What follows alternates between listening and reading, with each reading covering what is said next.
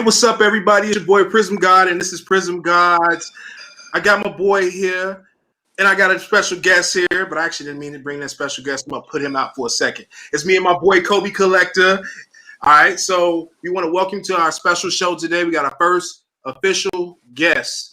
I met this guy probably like a year ago in Chicago. He had one of the dopest collections back then. He has one of the dopest collections right now. But it was one special card that he had that I fell in love with. It was his Luka Doncic Prism BGS 9 Gold, one of the dopest cards out right now. And I ain't gonna talk heads off, but go ahead, talk, Kobe.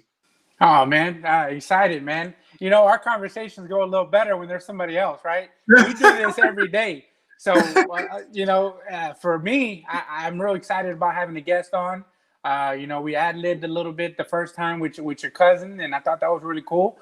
So we're gonna be able to bounce some cool ideas off of Coleman, and we're gonna see what kind of perspective he has, and see if we're right on track. Maybe we need to switch the lane that we're in. It's excited to have our first official guest on and have some talking points to go around and see where this goes.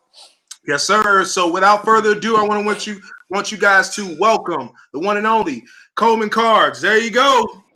Hey, what's going on, guys? Hey, thank you so much for having me. It's an honor to be on your show. I really appreciate you having me on. Yes, sir. Yes, sir. So I really appreciate it. I know we talked the last couple of days. And I'm really new to this podcast world. And so me inviting new people, I'm still learning, and we literally are learning all together. So everything is kind of like a learn on the fly type situation. But I feel like, I wanted to bring somebody special on the show who I feel like can contribute to what we have going on Prism Gods. Okay. So that's why I chose Coleman, strategically, because I think he's a really smart investor. I think he makes a lot of smart moves. So it's really good to get somebody else's insight. So what I want to go with first is I want you to give everybody kind of like a backstory of how you got kind of in the industry.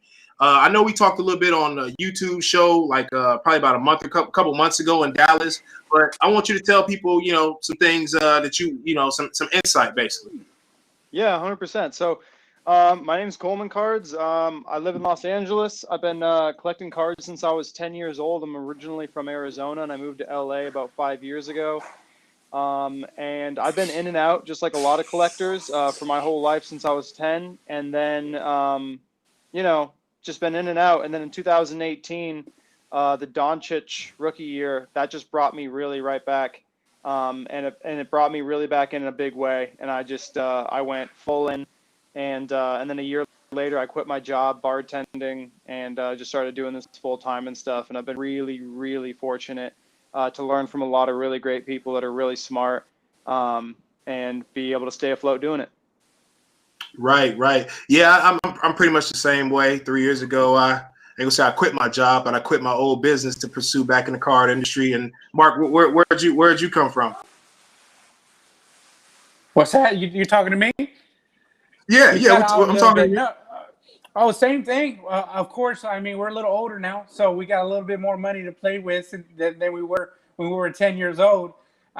So same thing, right? So if you've been in this hobby for more than 2-3 years, and for me, I've been collecting for a while now, or been in the hobby for a while now. It has its ebb and flows, right? Sometimes you get a little burnt out, and you have to take a little break, and that's okay. The good thing for us is that the hobby is still striving. It's still really strong. And some will say that it's even stronger today than it was even 6 months ago. It's a whole new world that we live in. So the same thing for you guys. I'm not fortunate enough to give up my 9 to 5, but maybe soon, right? Maybe soon I can do that and solely focus on sports cards, man. But, I got a couple different lanes that I'm operating in. Pretty fortunate and pretty happy about it. But man, it's a pleasure to have you on the show, Coleman. I'm excited to hear what you have to say because I already know what Raphael says. I talk to him every day, so I already know his perspective on everything in the hobby. I think he keeps a little gems away from me, so we're not going after the same things, man. But really excited to have you on. Thank you, man. I appreciate that. All right, so without further ado, today, I know we talked about it on Monday. We talked about all these different things, and I appreciate you guys reach out to me on my Instagram on Prism God to suggest really good ideas for the show. But after talking to ColemanCards, we decided to make this show dedicated towards Trae Young. He is one of the hottest basketball players or cards. I ain't gonna say necessarily basketball, but I think he's probably the most sought after card right now. Ever since the NBA announced that they were going to start the season December 22nd, which automatically switched people's or made people pivot from football. You know, baseball's gone. We pivoted from football back to basketball in such a short amount of time. I mean, how do you guys feel about that? I mean, I'm stoked on it because basketball is my favorite thing on the planet. So I'm so stoked that we're getting basketball back, and I could care less about all the poor athletes that have to, get back to work and stuff like that, and possibly get injured. I'm too selfish. I love basketball. I can't wait for it to come back. I'm happy. I'm happy as well too. I was hoping that I had a little bit more of a window to buy a little more, because I think basketball coming back this soon is going to probably boost up the market a little quicker than any of us anticipated. But the other reverse effect that's going to have is a lot of money is going to come out of football, right? And it's going to be jet stream back into basketball. So, you got to figure out, them football buy now guys that, you could have potential to, buy on, that you might have to save your money now to buy basketball since it's right around the corner. Mm-hmm. And I think a lot of people are pivoting so quickly, and that's why I think football. I don't know if necessarily. Would you guys say that? Because I don't really pay attention to football that much. Would you say football is kind of like tanking right now, and we're kind of like seeing that switch right real quick, from football to basketball? Like Kyler Murray, he may be robbed of what could be a successful second year. I mean, are we seeing that now, or where people are just saying, I'm not going to put a whole lot of money in football because basketball is coming right back and it was on fire. So I don't want to put large, $20,000, $30,000 towards football when I can go buy Trae Young, I can go buy Luka Doncic, I can go buy LeBron while he's down. Is that what's going on, would you say? Go for it, Kobe. Yeah, well, I think it's a longer season, right? NBA is a longer season, so you have more opportunity to make money in basketball because of the 82 games, and I think it's going to be 72 this season. I think they're shortening it a little bit, and so you don't have a lot of time to really concentrate just on NFL. So I think it didn't necessarily plummet. I think that it kind of plateaued a little bit, and like you see in every sport, the rookie quarterbacks is what's selling to the roof. I'm going to have them ups and downs for a couple rookies that sell really good, like a Chase Claypool, but he's already cooled down. And now I think for me, all that money in football, I think is running out of football into basketball, man. I really do. And like you said, there's been a run on Trae, right? A really big run on Trae, where you've already seen 3X, 4X, and we haven't even really begun off-season basketball. I mean, we haven't even got a chance to catch our breath from the NBA. I think we talked about it the other day. This is the shortest layoff between end of season and beginning of season in any sporting, sport, any layoff, anything ever. It's like 72 games between the end and the beginning. Man, I just hope that these guys don't come back and hurt themselves, man, like football did. And I think that's kind of what helped football, is that we're seeing a watered-down product because of all the injuries that a lot of these guys have faced at the beginning of the season. And again, I mean, there's some great play that's happening, but it's not what we're normally accustomed to. Well, Coleman, go ahead. I have something to say after that, but I want you to go ahead and speak your point on that. Well, I was just going to say, I don't really do too much football. I kind of just dabble with Brady, and I dabbled a little bit with Mahomes and stuff, but I've just never really done football. So I mostly just do basketball. So from what I can see, basketball had that drop in August, late August, and then beginning of September.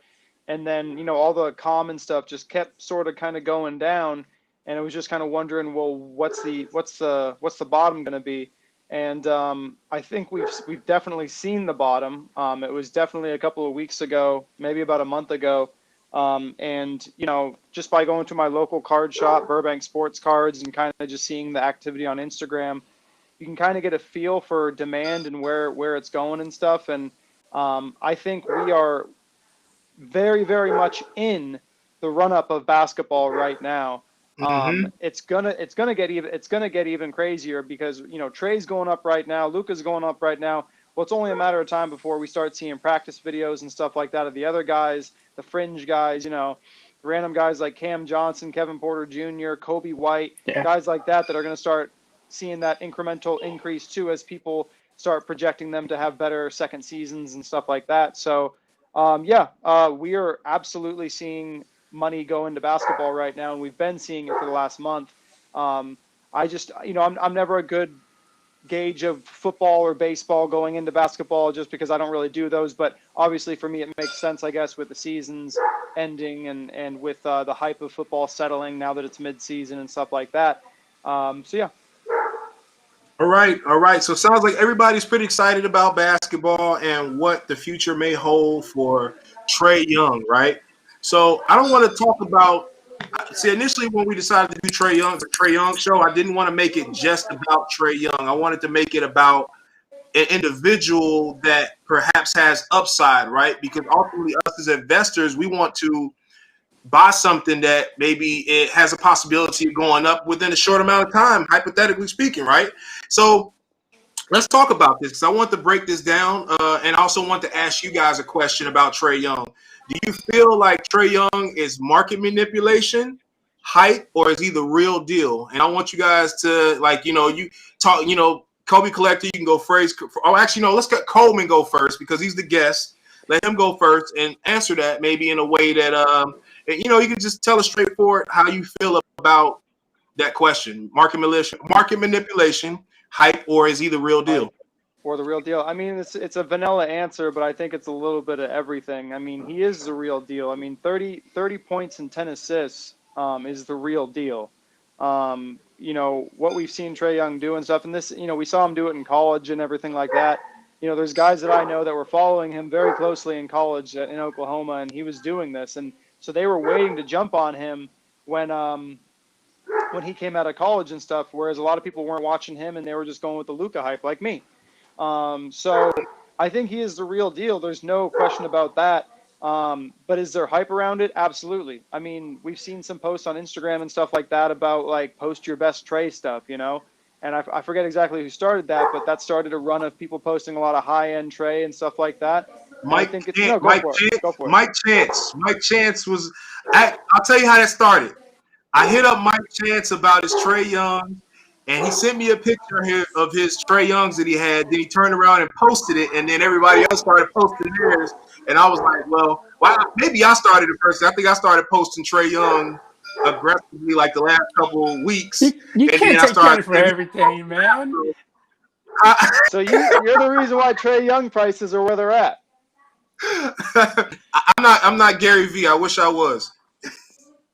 Look, man, it's one of those things, right? So everyone wants to into the dance is still going, right? So nobody ever to be late to the dance because if you're late, it's going to cost you a lot of money. You might not be able to afford the entry fee, I think I was looking at some comps, just this morning on Trae, and I mean, you could have bought a month ago, you could have bought golds and prism silvers for $700-800, $1,200, right? You're not going to be able to afford those right now, right? So I think if you're starting to buy Trae, you better hope that he has another wave that comes through, or you're gonna wish that you never came to the party. But I think the odds of him actually taking another step up, I think the odds of that happening are greater than him not. Well, it sounds like everybody thinks he's the real deal. Coleman thinks he's the real deal. I definitely believe he's the real deal. I would never invest into anybody that I don't genuinely actually think is the real deal.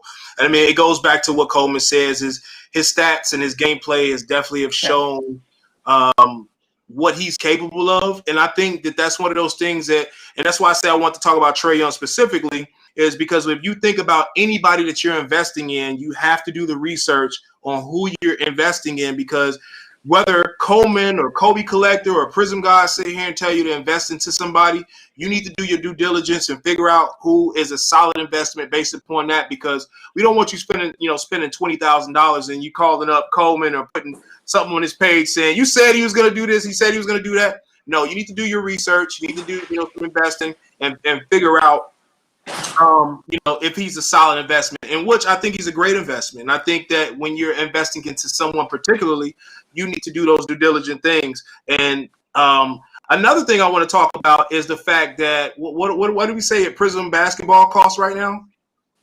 About $4,000, I think is what you guys said. About $4,000 for a box. For 18 hobby.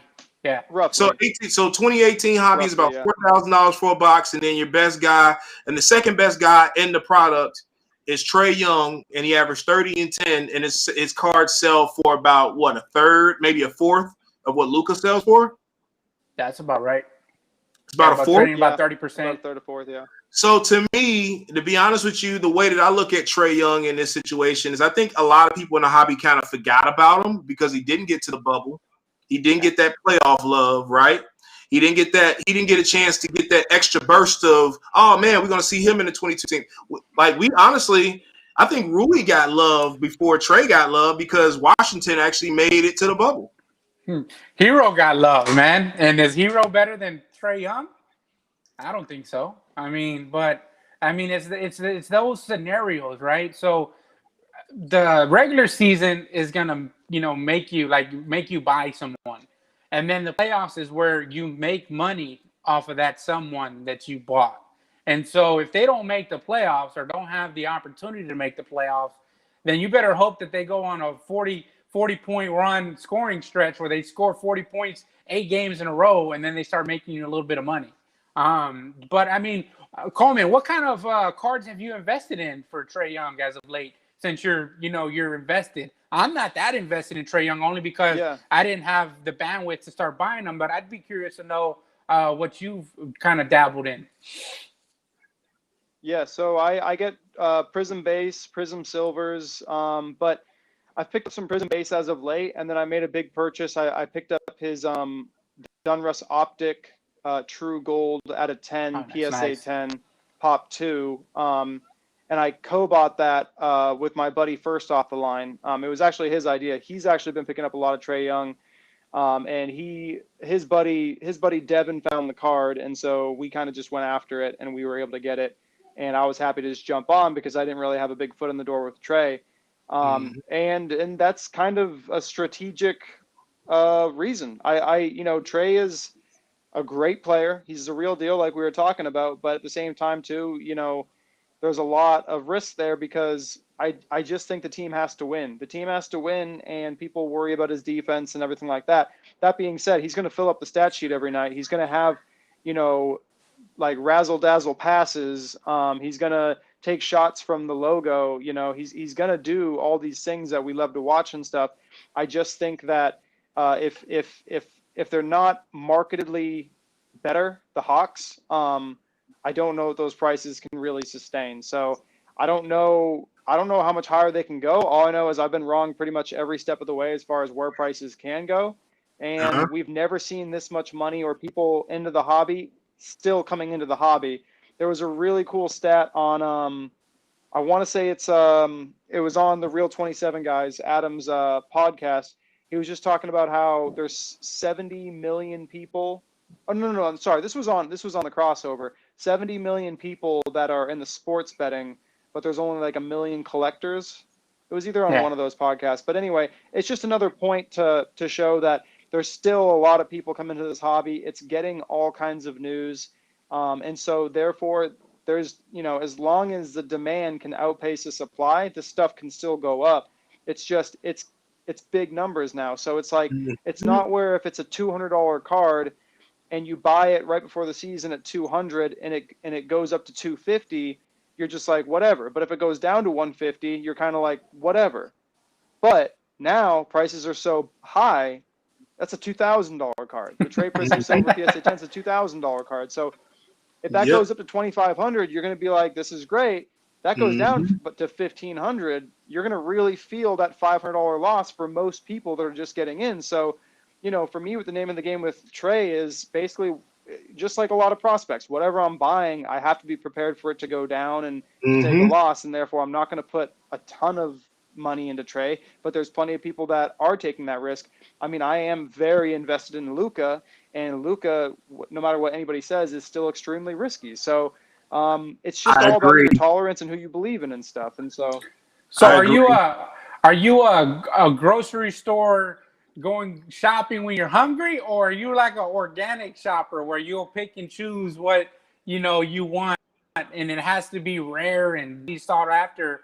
Or are you picking up just anything that you can get your hands on? I'm kind of both. I know what I want to pick up when it comes available. Yeah, because if I talk to this guy over here, I don't know if he's to your left or to your right. He's on the motto of pick up who you like, pick up rare stuff, because it's going to hold its value over time. Anything that you can sell and pick up relatively easily, sell it, right? But it's the stuff that's rare that you don't see every day and that you can't get on your hands on at a flip, of a switch. I think that's where he's at. I like to pick up everything, right? I go grocery shopping hungry. Yeah. So all right. This is a great comment. Yep. You can read it. Feel free. My buddy Jesse Howard. So, Jesse Core Howard says the Blue Ice Raw sale kicked it off, and I couldn't agree more. I mean, everybody heard about that sale.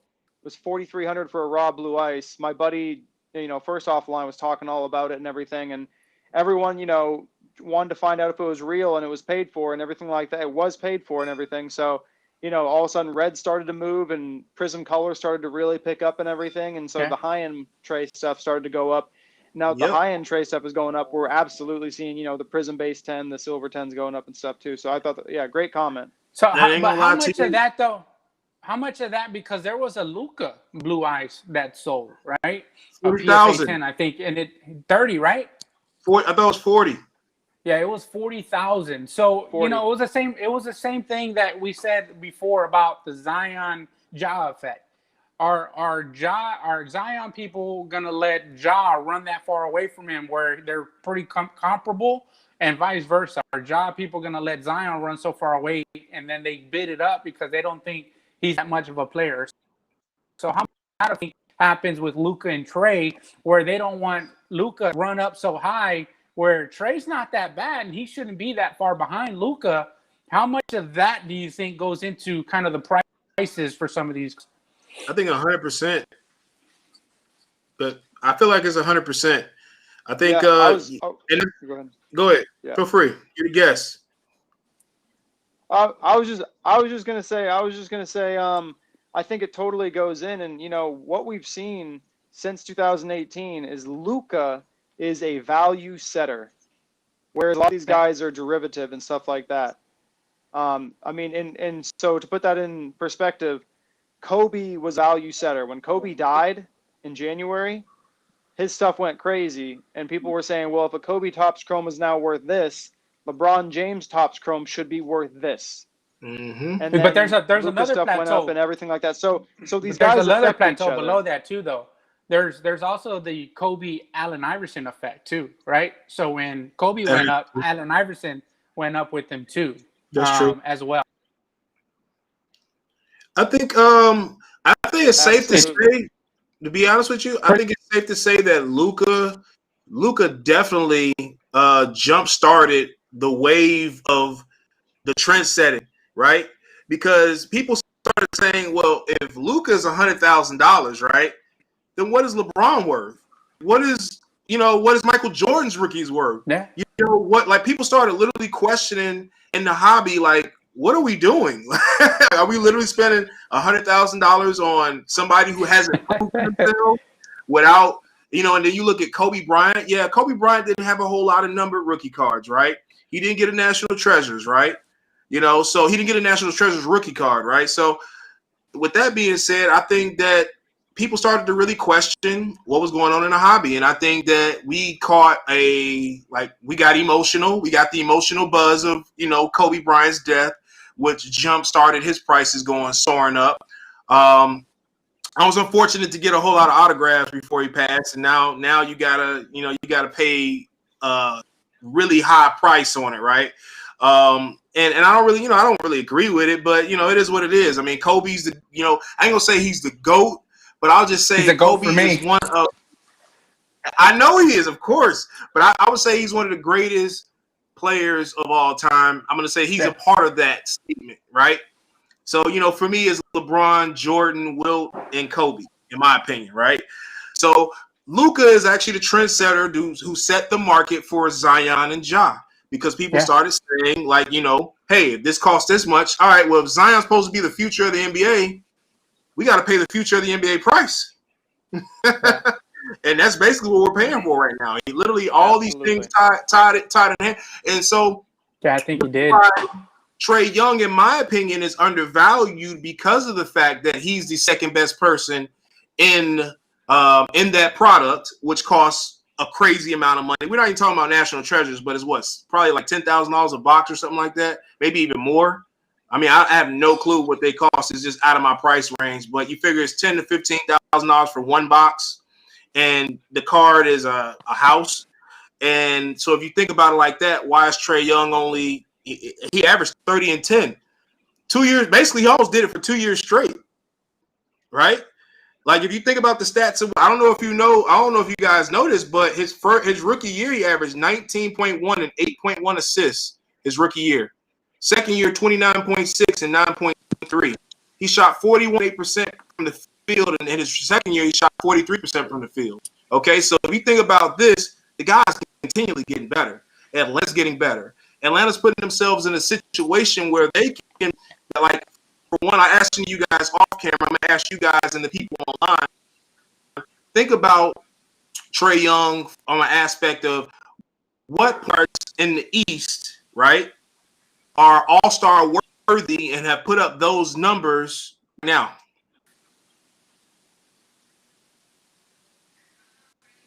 Ben Simmons. But not those numbers. Not those numbers, though. Right. Well, Ben Simmons is a I don't really consider him a true point guard, but I understand where you're coming from. He's not a shooting point guard, but he is a very efficient point guard. Yeah, but he's definitely up there, but I don't see him. I think Trae Young has an opportunity to become an all-star point guard for the next couple of years.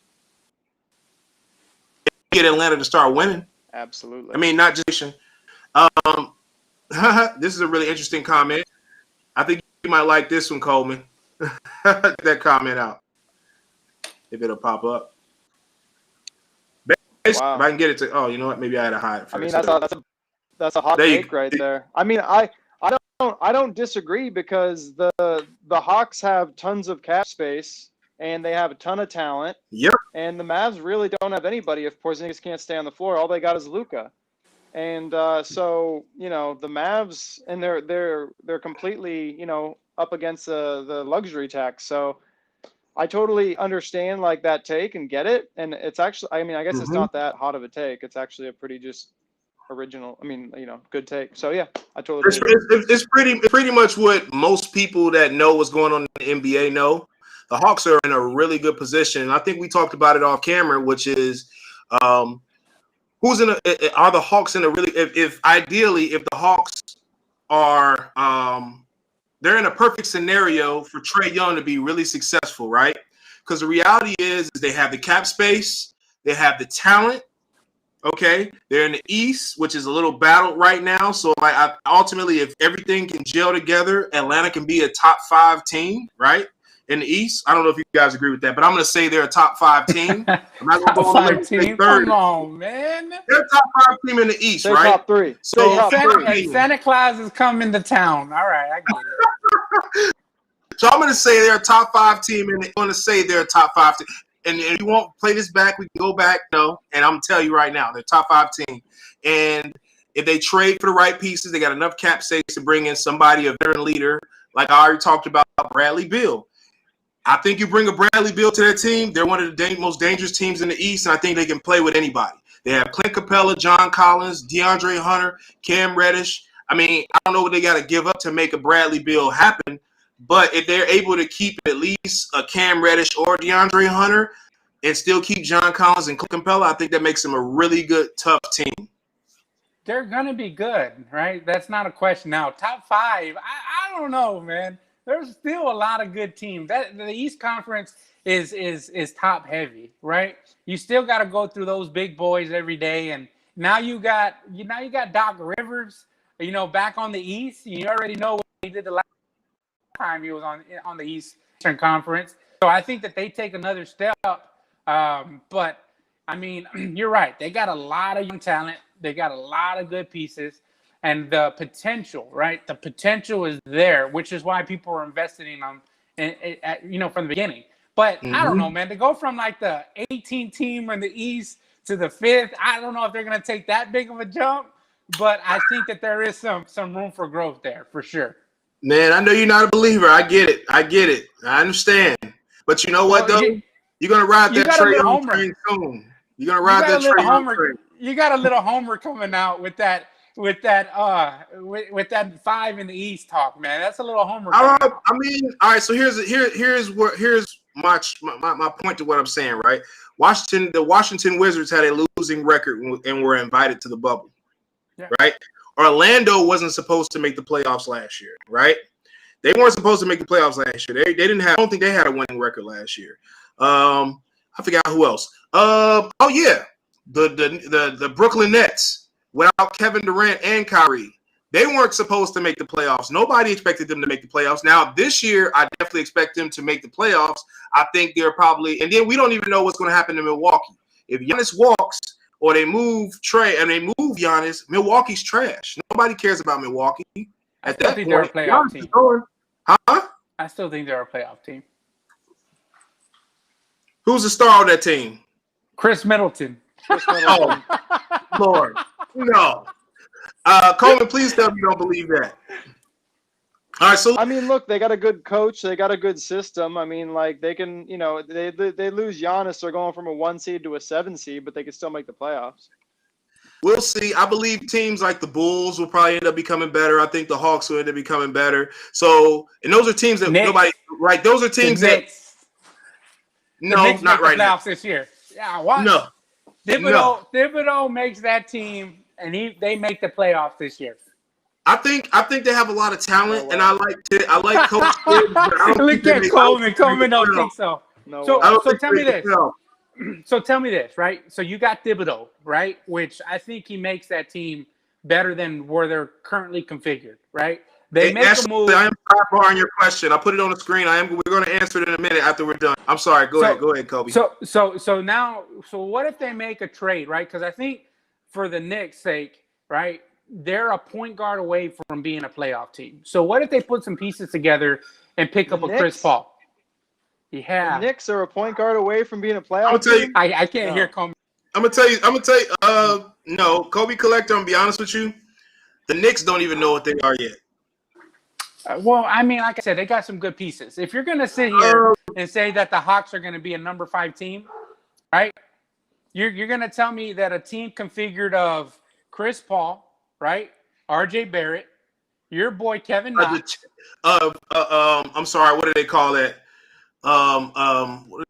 Old version of Chris Paul? Yeah, that's not a championship team. I'm sorry, man. Like that's not building the championship. Bringing Chris Paul, they have RJ Barrett, Kevin Knox, and Mitchell Robinson, who are supposed to be the future of their team. There's nowhere in the world they're supposed to deter from making those 3 guys better than what they are right now. They don't make those guys better by bringing in people who play the exact position, and that's been the problem. They draft the same players over and over and over again. It makes no – all right, so somebody – this is funny. I'm going to bring this one back just because of somebody saying this. The Knicks a solid 9th seed in the East. That's hilarious, but maybe true. I agree. Like I said, hey, we're allowed to make predictions, right? You said that Atlanta Hawks are going to be number 5. And I said, okay. And I can't even get an 8th spot in the East? Fighting? Come on, man. The Knicks roster isn't that good. The Knicks roster is not that good. Like, no, they definitely have a better roster. Yeah, I don't agree. I don't agree with bringing. I don't think bringing Chris Paul is the answer for that team. I think they need to go through their farm system and just let their young players play through what's going on. If they're not going to play through what's going on, they need to move them and give them to a team that's going to allow them to continue to get better. Because that's the problem. Like, they robbed Kevin Knox. I'm so emotionally involved with Kevin Knox. You have no clue. Because at the end of the day, I'm looking at it like you give a guy, you draft him high, top 10 pick, and you give him the green light, and then you bring in 3 people who play his position and make them compete. That's not making somebody better. You know, that's you don't know what that does to a 18, 19-year-old who, who's riding a high horse, and then now it's like, he's working to try to get better. I guess this is my rationale, right? So my opinion, I just don't say stuff, right? So I look at what Chris Paul did for OKC, right? And how he made that team so much better. He took the Rockets to Game 7. I mean, for me, you take that kind of experience, that kind of clutch player, you're going to tell me that they couldn't use that kind of experience? Atlanta can't use that kind of experience? That comment right here makes more sense. Yeah. Well, let me just address that point, Kobe, is that CP3 on that team as just a basketball player? Yes. But as a leader, those kids on that team ain't going to listen to CP3 like those kids on OKC are going to listen to him.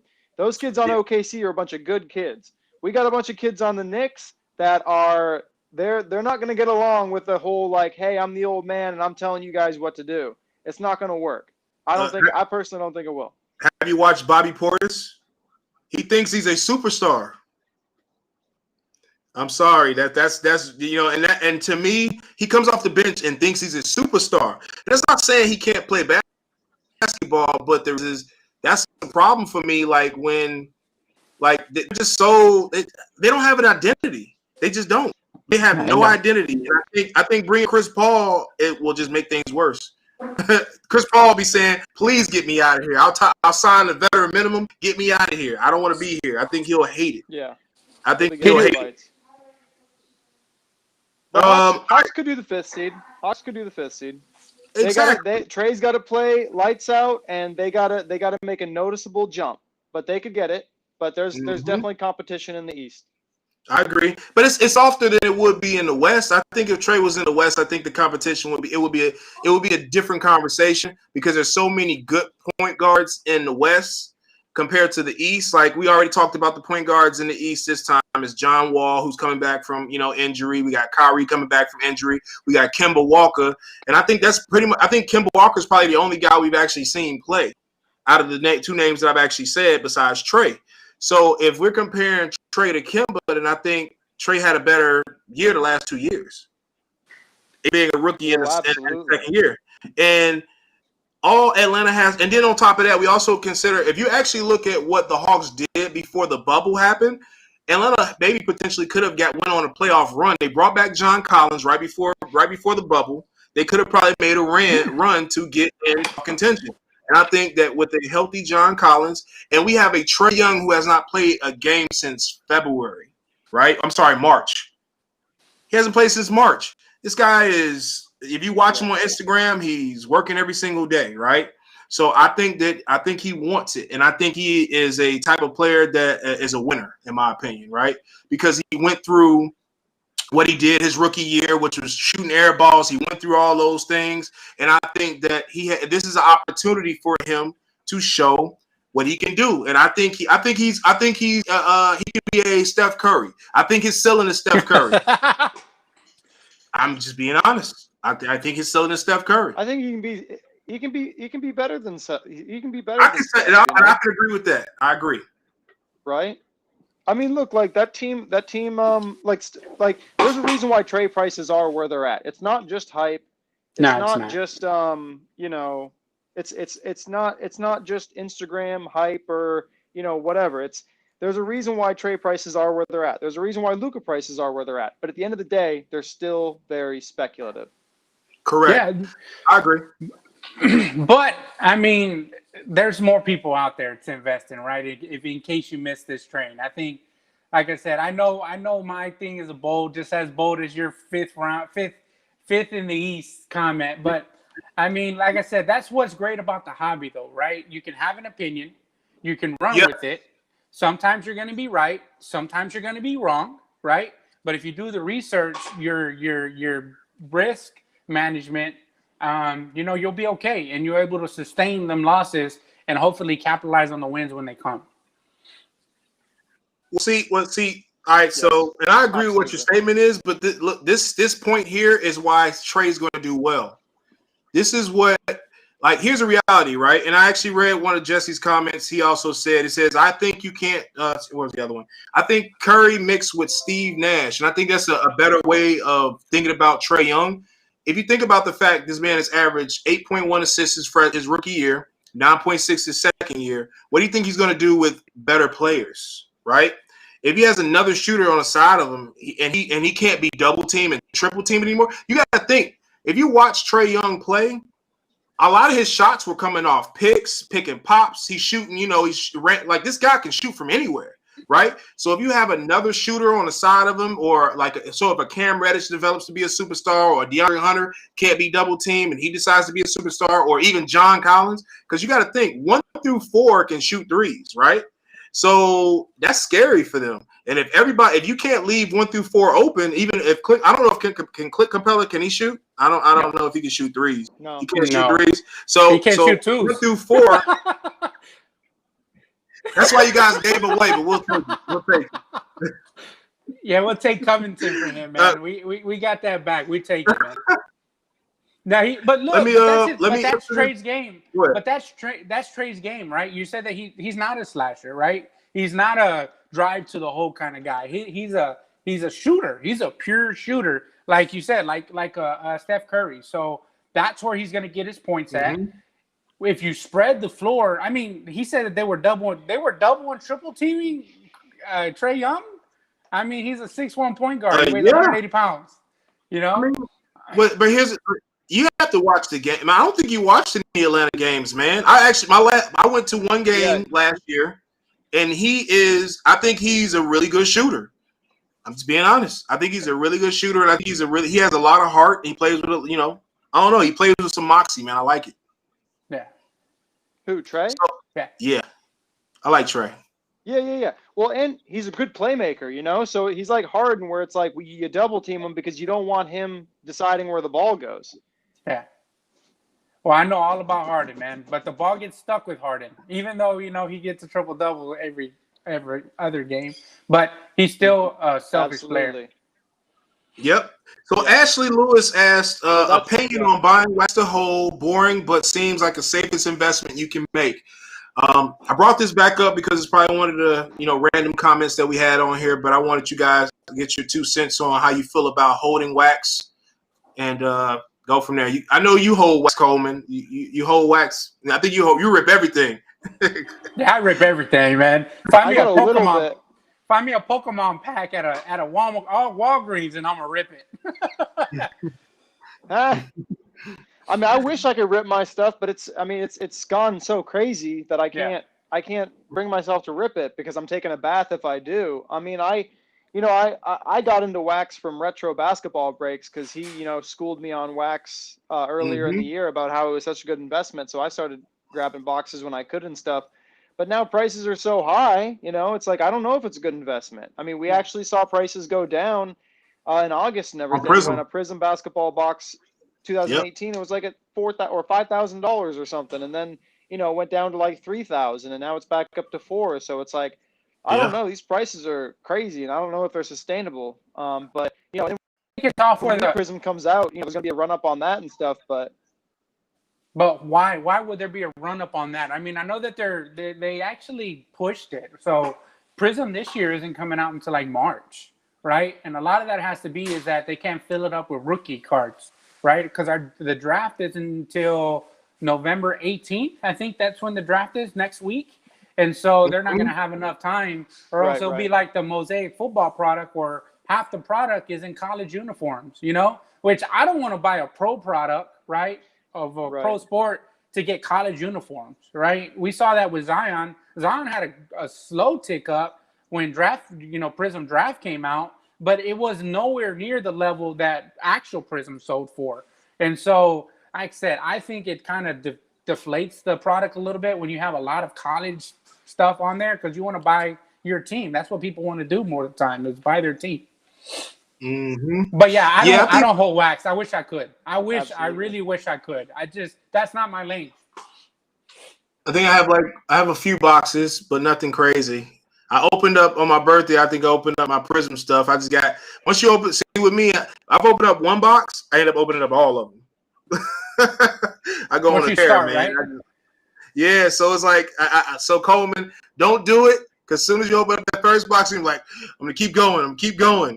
No, I know it. I know it. I open up a box and I want to open up another one. Mm-hmm. It's like being at the blackjack table. It's that rush, man. I did well on my box. Though. I can't lose 5 hands in a row, right? You're sitting there in Vegas at a blackjack table at the Aria. You're playing blackjack, you lose, right? You have 19 and the dealer has 20. Like, I could have got him. You do it again. I got 19, he has 20. I can't lose 5 hands in a row, and then you just keep going, and hopefully you make your money back. Lose 5 hands in a row. Yeah, that's crazy. Nah, man, but I love opening wax, right? I just like it.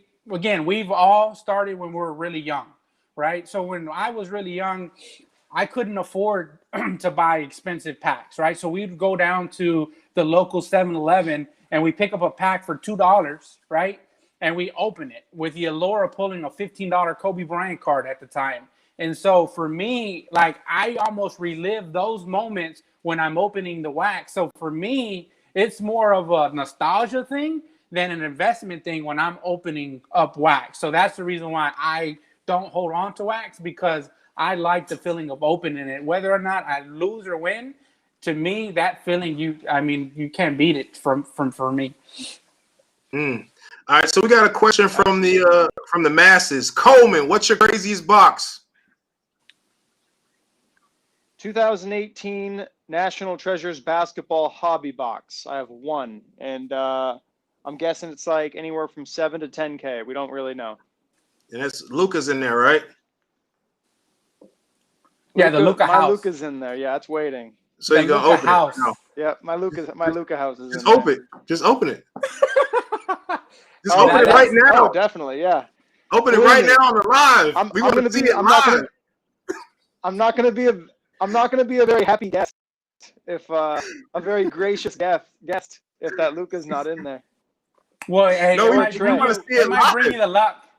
I'll take it. Everybody wants to see. Everybody on the live is like, we want you to open it now. I wouldn't. Like then again, I wouldn't be that deep into a box either. It'll be so awkward. It'll be so awkward. Yeah, who's in there? I know because you guys will be like, hey, well, at least you got a Sharif Abdur-Rahim auto patch. Like, it could have been worse. A vet auto, man. Dang. Like, if you opened up any of the 2019 National Treasures and you saw some of the stuff that was coming out of there, it was like, how do they even make it into the product? They're like the vet autos that sell for like $2, and it's a $4,000 box. I mean, some of the bass that some people took on those boxes alone, chasing that Zion Logoman, which has it been pulled? Nope, it has not been pulled. John Morant's been pulled. John Morant's been pulled, but yeah, John Morant's been pulled. And I wonder if that bounty's still there, right? So that they backdoored it. They have to have. I'm thinking the same thing. Now, another card that nobody's ever seen and has not been pulled yet is the Luka Prism Black 101. Has never been pulled. Maybe privately. So no, it hasn't been pulled. It's hard to believe that it has been pulled. Some people think it's been. Yeah, I don't think it has either. Some people believe it. I don't believe it. It would have popped up, and it would have popped up by now. I think if you put it on gold auction, what would it go for? A crazy number, maybe what you think, $500,000? It might be the highest Prism. I was gonna say like $350. Yeah, be the best, the craziest one ever. Well, the Nebula's got to be 400. The Nebula's got to be 400 to 500. Yep. That one's so you figure, right? Yeah, that's the only one-on-one Trae Prism 101 has been pulled so far. I don't even think that the Black 101 autograph has been pulled out of the Luka. The signatures, has that been pulled? I think so, but I don't know. Are you saying the Trae Black has been pulled, right? I don't think I've ever seen Yes, that either. the Trae Black has been pulled. I've seen it. I've seen it on Instagram. It's an account. The guy lives in Alaska, but he's an Asian guy. Wow. Well, that's So dope. We'll probably never see that. Pseudo something. We might see it at the Dallas National, man. No, you'll see a lot of Luka for sure. Yeah, Some so gold. This is a live stream. I just want to say, if you guys are in Dallas, make sure you come by and see us in the booth. I don't know what your booth number. I think Coleman's at. Mine's 82, I think. Oh no, it's B2. B2. Yeah, and I think I'd have to check my sheet. I think we're F3. So if you guys are in Dallas and you guys want to come by and see us at the booth, feel free. I'm doing some giveaways for your kids, not you. I'm just kidding. But anybody that doesn't sell, I'm going to do some special things at the table. So make sure you guys come by. Coleman says he's giving away free Luka cards, Luka Prism PSA 10s. Oh, man, that's funny. That's funny. Hey, but there I'm will tell be you some free though. Luka cards, but not Prism 10s, no. You know what was the funniest thing, since you're on Luka now? So we were in Dallas, right, during the playoff run by the Dallas Mavericks. And the Saturday, the Friday night, it was so hard to move Luka at that show.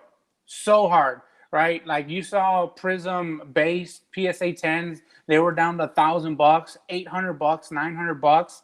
And then he goes on this tear, right, during the playoffs. And you couldn't buy the Luka fast enough, right? They shot right back up to 2,000. I think the top on the Luka Prism PSA 10s were doing like 2,000, 2,500. You saw, I think Prism Silver went for like $9,000, $10,000 after that game. And it was just funny how it was like night and day difference, literally, on what that card did at that show in Dallas that day. And it was pretty entertaining. Yeah. Because he hurt his ankle one game, and then he blew up the second game. Yeah, everybody was like dumping him after they thought he was done for the series. Oh yeah, that Dallas, that was crazy. I remember that. Yeah, he was done. You could have bought that day and sold it 2 days. By Sunday you could have sold it and made a profit. That's crazy. That probably would have been the fastest turnaround ever. People were like, "Yeah, I'll take $1,000 on a PSA 10 base. You can have it." That's cool. All right, so I know we covered a lot of manipulation. We talked about the facts of Luka. Of Trae. We talked about scenarios. Trae's in right now. I want to get you guys' official verdict on the success of Trae Young, and you feel like if he's an investment or not. And Coleman, I told you before that if you get online, you have to show some cards. You have to show some cards. If you want to answer your question, however you want to answer it, feel free. But we need to see some cards. Show us some cards. People want to see cards, man. Where your cards at, Kobe? Nah, man. I told you I was gonna show. I got this one right here. Woo! There you go. A Steph Curry 101 sneaker. 101 Steph Curry. That's nice. Okay. This guy got me mesmerized right now, man. I don't know. This little floating guy, he flies. Here's your Trae. This is what I'm on right now. Woo! There we go. That's what we want to see. Trae. Look at that gold. That card will be in Dallas, guys. So if you're in Dallas and you want to go by Coleman's table and look at that card, feel free. If you want to look at my amazing card, feel free to come by. And then I got Hey man, I was wondering where that card was at, man. You didn't put it in my box. Oh well, I'm sorry. I'll bring it. I just fucking with you. Oh, okay. Yeah, I'm like, I don't know. There you go. I know you guys really want that card, so no, I'm just kidding. Keep. All right, kidding, so Coleman. No, that's really dope, Coleman. All right, so I guess we're at the last part of the segment where we answer questions for the people that are on the chat. I know we got a few people online. If you guys feel free to leave some questions in the chat, we will answer them for my last 2 cents before we get off this thing and get ready for Dallas. Hey, go Coleman, ahead, guys. Who's your buy outside of Coleman, outside of Trae and Luka? You know, I mean, this is me being a homer, but I'd say Booker. Okay. From Phoenix, huh? Okay. I just think I think Suns went 8-0. Monty Williams could have a championship right now with the Lakers, but he turned down that job because he wanted to coach Booker and Ayton. And I think Booker knows that what he gave up to coach him, and that whole team's pissed off about not making the playoffs because they were so close. They And I played think good. Ayton's third-year big man now, third year. Yeah, and third-year big men like Anthony Davis, his third year, Dwight Howard, his third year, they just come back and they're like, I think Ayton, I'm a homer though, so I think picking up just like, maybe a Booker Prism PSA 10, that's not a bad buy. All right, and now I'm sorry I cut you guys off before you told me officially if you're on the Trae train or not. You guys tell me, are you on the Trae train or no? I'm on the Trae train. I think Trae's I think he's a buy. I just think, prices are crazy. They've gone up a lot, like probably by 50% over the last 2 weeks. So for silvers, at least, I don't know about for base. For high end stuff, definitely. I'd always just say buy something that you like, do some research on it, try and get a deal on it, and know that if it goes and be okay with it if it goes down to zero. Buy something that you're willing to lose all the value on. Because if you can buy something that you can lose all the value on, then you're better off. But yeah, that's what I'd say. I'd say Trae's a good buy. That's fine. Yeah. Trae is definitely a good buy.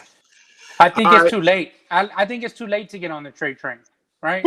Unless you're going to spend a lot of money to buy that ticket, I think you're too late. Now, if you were buying in August, I think you're okay. Right now, you're going to have the new money, right? I call it new money, the sneaker money come in. They're going to inflate the prices, which is going to be good for everybody who has Trae already. So if you're trying to get in there now, you're not going to be able to afford it unless you're in that lane already. And for me, I mean, I can't afford to go and drop, $2,000 a PSA 10 silver Trae, right? Because realistically, you want to have like 4 or 5, like Raphael does. If there were $1,000, that would have been a little smarter investment. For me, they're not going to go from 2,000 to 8,000 in the next 2 or 3 months. Maybe if he makes the playoffs, right? We're talking now 6, 7, 8 months. If you have that much money to sit around and just hopefully appreciate over time. But the amount of money I can take that $5,000 and flip it over in the next 8 months, I can make more money off of that initial $5,000 investment, bro. Buy what you like, man.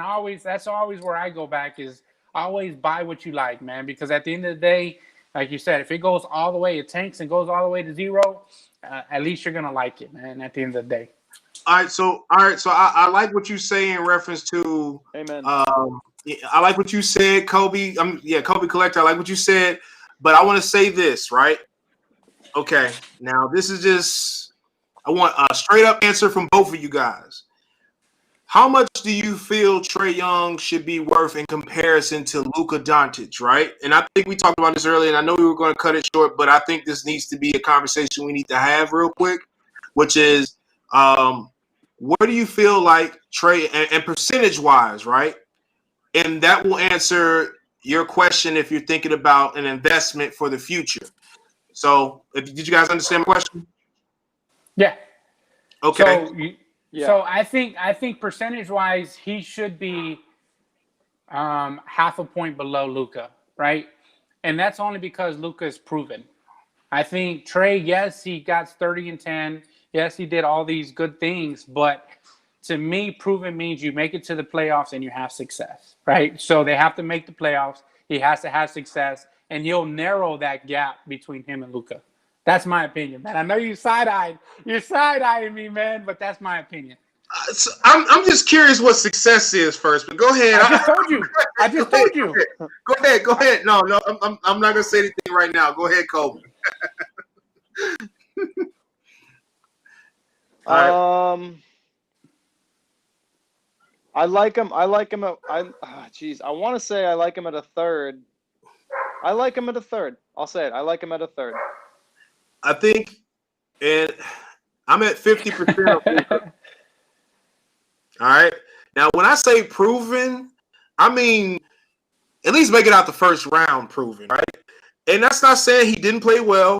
It's not saying Dallas didn't play well. And it's not saying he didn't he did his job. Okay. Luka is a great player, and I'm going to be the first person to say it. And I didn't think that he would be as good as I see him now. But there's several players I didn't see like that, right? And Jason Tatum's one of the other guys that I didn't see as being as good as I think he is, and he's another guy I think people should be looking to invest in, right? To go along with Booker and some other players that are out there who are continually striving to get better. So when I look at players, I'm looking at what the body of work they have out there and their willingness to strive to do better. So like Luka, to me, what changed the game for Luka is that game winning shot for me. I think you take away that game, he doesn't look as proven. I think he just looks like what he's been the entire year. That one shot in that one game changed the dynamics of what we saw Luka to be. Like, we didn't see him as the closer Luka. We didn't see him to be that. Like, I've never seen him do that before. So, like, I've never watched a game where he's done that. So to see him do that, that changes the dynamics for me. And I think if we see Trae do that, then I think what's going to change the game. I like Trae, and I think it should be 50%. There's a reason why Atlanta traded down and gave away Luka for Trae Young, is because the reality is they're not that far off. Now Luka has the international appeal. Maybe that's something we should bring into play, is international appeal versus just a regular superstar. I think Trae Young is a superstar. I think Luka is an international superstar, which is a different, LeBron's an international superstar as well. So when you international superstar, I think, would you guys say Zion's an international superstar? Not yet. I mean, the hobby thinks he is. No. So, all right. So here's the question, and I've had this question with other people before, and I just want to get your take: Is Zion better than Trae Young? I think the ceiling's higher on Zion than it is on Trae Young. Yes, definitely. Why? Because I tell you this all the time. He's a flashier player, man. Like dunkers, slashers, scorers. To me, that's what sells the hobby to me, right? That's why Luka doesn't do that. Yeah, Luka but man, doesn't dunk on people. He's not a slasher. I mean, he bodies people up though, man. He's not gonna sit there. He's not gonna dunk on somebody. But the dude is Zion size. can dominate. Yeah. So that's why the ceiling's high. I'm not against Zion. I'm just playing devil advocate with you guys because I'm a believer of Zion, and I hope he does well his second year, and I think he will be very successful in the NBA. And I'm hoping and praying that he's successful. For all the naysayers that are out there that are doubting the 19-year-old kid, I really hate seeing that out there, be the kind of like, he's not healthy, he's this. Do you remember being 19 years old and having $1 billion? I've never had that experience before, but I would like to assume that if I'm 19 years old with $1 billion, that I like to think that, I'm taking the NBA serious, right? So if I'm taking the NBA serious and I'm taking care of my body and I'm investing into myself, and I think that I think he's smart enough to know what he means to the league. And so with that being said, I think he's smart enough to put himself in a position to win and be successful. Now, is he better than LeBron? I don't think he is right now, but I think that we don't really know what Zion is. So it goes back to your point, which is he has a higher ceiling than most people. And I so just think that he can take over a game and dominate, man. I think at the end of the game, yeah, man. Like I don't anybody, know. You don't think he can take over a game and dominate? He can't dribble. He can't dribble efficiently enough for me. Like I'm thinking about like take over a game for me is what Luka did at the end of that game. That's taking over a game and like they were down that game, I believe, right? So they were down that game, and then he took over the game, and he dribbled and took that game-winning shot. That's taking over a game for me. I don't know if I see Zion putting the ball on the floor that efficiently and being able to do those things. I think he just plays off the ball really well, and I think he's just really efficient. What I would like to see him do is be a facilitator, is the mental team, and then kick it to the right person and dunk on people and show us things that we didn't see last year. And then I'll be like, okay, you know what? Zion Train's going to keep going, and we're going to see him progress to be a better player. But until that happens, I just think that he's just He's an anomaly. Yeah. We just don't really know yet. He's a freak athlete, man. He is. I think he's just an anomaly. And the Trae and for Trae, I think that Trae has heart, man. And I don't see he's like, and I'm not just saying I'm on a Trae train just because it's profitable You're a homer, and it's man. an investment. Huh? You're a homer. No, I'm honestly, I see the potential. You hear the homer coming out of him, right, Coleman? I'm saying I see the potential. Yeah, I mean, it takes one to know one. I mean, I'm talking about Booker. Yeah, I'm a homer too, man. Hey, I have a Devin Book. I have a Devin. I'm actually buying Devin Booker as well. I think he's a really good player. I would like to see their team continue to get better. I mean, they definitely have the potential to do more. So, I mean, I'm not against that team at all whatsoever. That's why it goes back to what I said on the last show, right? So whenever you're gaming up and you're looking to buy someone, you look at the standings, right? You look at where they fall out in the echelon of their respective divisions. Then you find a team that is going to make the playoffs, right? And then you look at that team and see who's the superstar on that team, right? Who's going to carry that team, right? And then the second tier that you look at is who has the opportunity to grow with that team and make you the biggest investment. Those are the two people that you target on those teams, right? And you can do that for any playoff team or potential playoff team and hopefully make some money in those regards. So we already mentioned Atlanta. We mentioned Phoenix, which is a great example of a team where you can take a Devin Booker who's relatively low because they haven't made any big splashes in the playoffs. But once he does, he can take that next step, and you're going to actually realize a lot of potential profit in that investment, homer or not, right?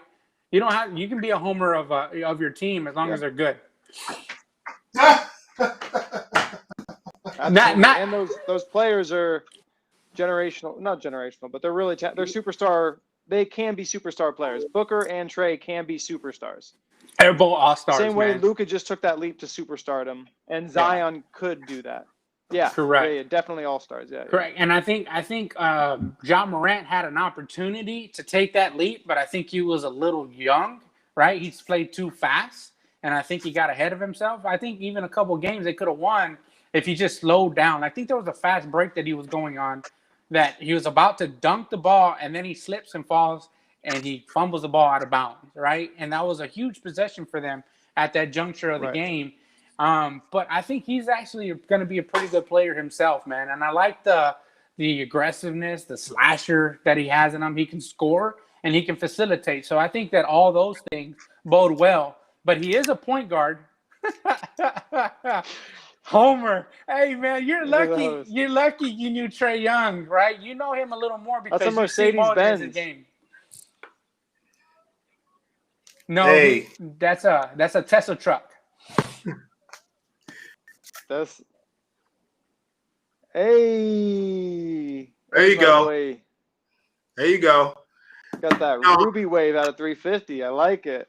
Yeah, so I need to get that. I'm not just talking about it. I'm not just talking to talk.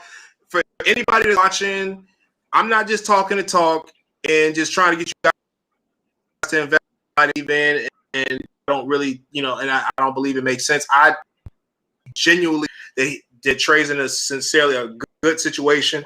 Devin Booker is definitely another guy who was on my list of people who has a position to really succeed as well. It's just so many people that are on that bubble of becoming a superstar, right? And it's at least 5 or 6 people that are probably on everybody's list, right? Jason Tatum, Devin Booker, Trae Young, John Morant. I mean, I think he arguably might be on that list because we have to see more of him. And I think with this shortened season, I think what I saw out of him playing against Damian Lillard, I think that back and forth between him and Damian Lillard showed me the resilience that I was looking for with him because he played really well. It's just his team just nowhere to they were nowhere to they weren't nowhere to be found. So I don't know. They were injured. Yeah, I mean, he Triple J was gone. I think Brandon Clark. I don't think he had a really good game. So it was just him. He put that team on his back, and they were trying to fight to get somewhere. But I really sincerely believe that Trae, which is why this show is about Trae, I think he is a good example of the future investment of the NBA and trying to find the right person. So that's just my 2 cents. How about that? Do we have any questions? We don't I'm excited to see Trae. That's for sure. Yeah. Any questions? Let's see.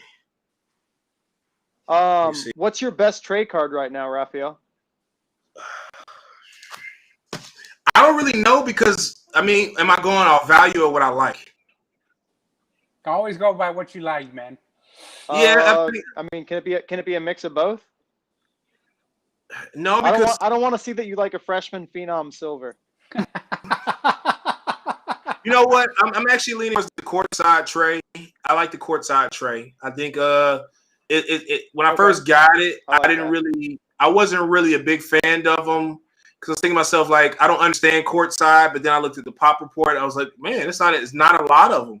So then I started thinking about like somebody talked about.